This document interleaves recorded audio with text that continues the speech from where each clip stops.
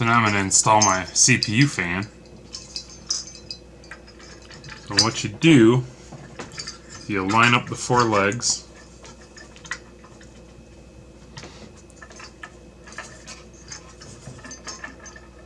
And then you turn your clips to this locked position, and you just push down.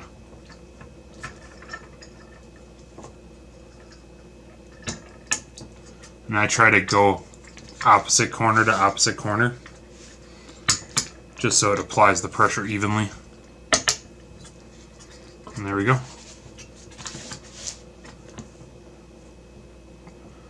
Then we'll install the plug for the CPU fan.